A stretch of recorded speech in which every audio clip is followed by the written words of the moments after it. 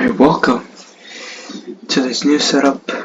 It's a bit more entertaining and a bit more enthusiastic as the audio can finally be heard. So today we'll be discussing with a 4-3-3 attack. And in representation, we'll be using the whole Arsenal team that played against Spurs today. So, this team generally is very enthusiastic and possession-wise in a 4-3-3. Well, today they weren't, as Spurs were very offensive. But usually 4-3-3, how this works is you either have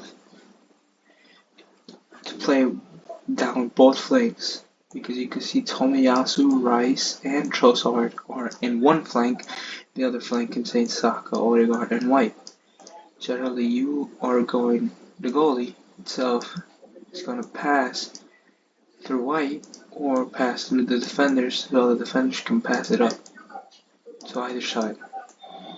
And generally, this tactic is very useful because you utilize White and Tomiyasu down both flanks. Rice is in to either move down the middle or move up front to play with Trossard. So basically it's sort of like this, a 4-3-3 tactic. There you go. And usually this converts into a false 9. Partey comes down, Havertz converts into a false 9, and you're basically playing a 4-1-3-2 in a part. Because these wingers get to go down the middle or the down flanks. For example, the second goal, the counter-attack of Arsenal, Havertz was back here. His assist was to go for Saka, which is over here, and then Saka went in to score the goal. As Trossard tried to close in to either offer himself for a pass or either to get the rebound if there was one, which obviously Saka would not miss. Very close goal. Anyways, as referring back to what we were saying, basically Rice and Odegaard plays in attacking midfielders. Partey plays in front of the defense, either blocking this middle line from any opposition from outgoing itself. But Arteta, this is how a formal 4-3-3 plays. So you have one defensive midfield, two normal center midfielders, two wing backs, and one downwards central forward, either to dictate play to either wing, or in this case Havertz to Trossard and Saka. What Arteta I've seen, what he uses generally is a 4-3-3 attack. So he moves his Odegaard to be a counterpart. Play here Partey and Rice to play center mids, Havertz to go move a little up, Saka to play on either wing with Trossard, and for them to move up and have Havertz or Odegaard be as middle center midfielders, which actually improves the team. But the only issue is when everyone is up, in a way, these defenders have to move up as well. He likes to play a very high back line, but White and Tomiyasu stay in the back. So basically, two players are waiting in the line for any case of counter-attack happens, they are to direct themselves back to position. And you have 2, 4, 6, 8 players attack in the offense, either flank, either middle, any way you'd like to see.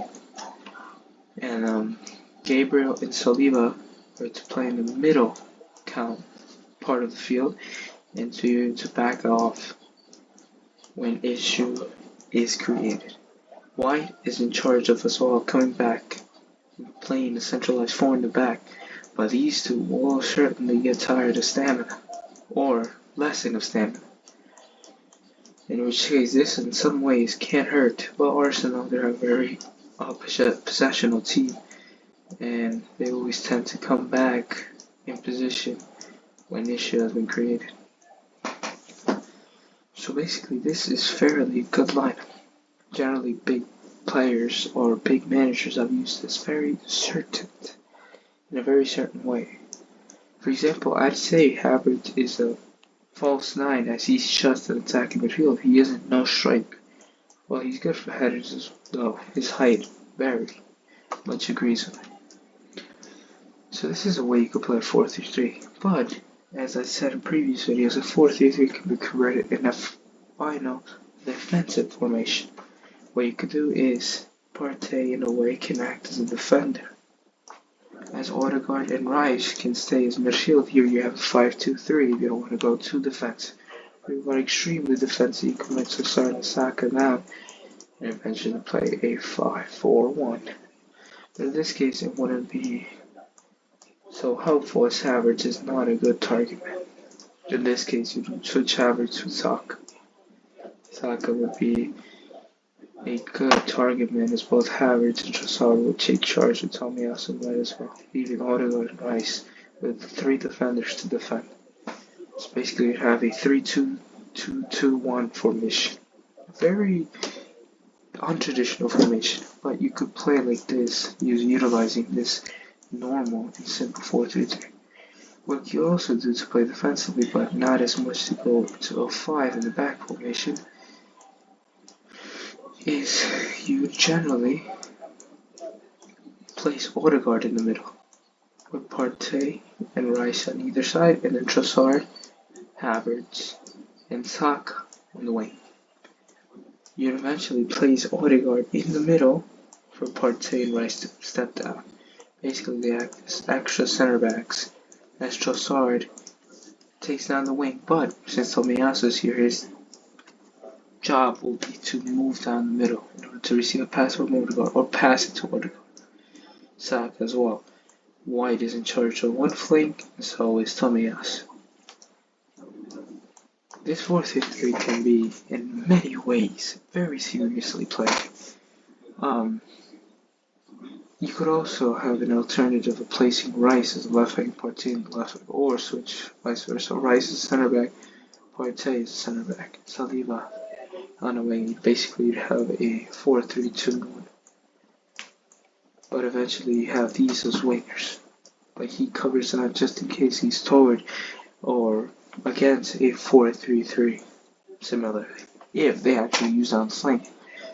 Mostly down the flank is more useful in this case for a 4-3-3 because generally you have 2 flanks to play forward as, and since he played as today, such as this right here, 4-3-3,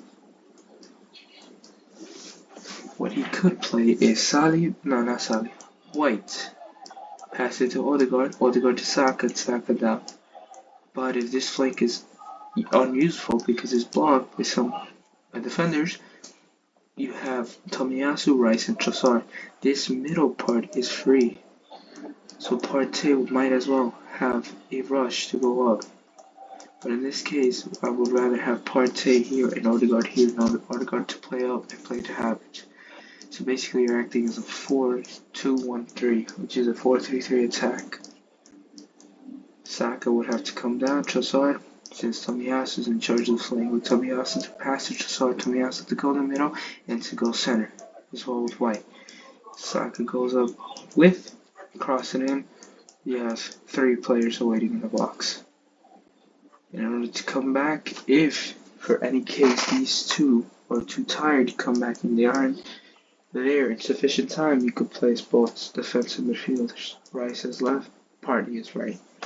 That's in the case of a 4-3-3 holding, as you would likely have 2 defensive midfielders waiting on either side. Then this will give Tomiyasu and White time to either control their back to their positions and let Rice go up with White, or it gives them time to counter-attack and leave these 2 to go up again, and these 2 to go a little bit up, and then another counter-attack can be caused. Basically, Odegaard, as captain, he's the key to this line, as he's the one to make the plays and to stay central to receive the ball and make the plays. Havertz can be used in any way. He can be used as a deep lying forward, which means one that goes into the pocket of the midfield of the opposition and then to pass it generally to either Trossard or Saka. And this will be a brilliant tactic that could be used by many teams anyway. And so this is a regional setup for a 4-3-3. You can play defensive, you can play defensive, you can play very defensively. Bringing Trossard and Saka down, playing a 5 in the back as well. Placing Odegaard and Rice, Trossard and Saka. Average is tough, but you need a target for this line. But yes, indeed, these are the 4-3-3 tactics, using Arsenal as a representation. Thank you guys for watching. Leave a thumbs up, I'll be grateful. And so comment down below which line you want me to review next.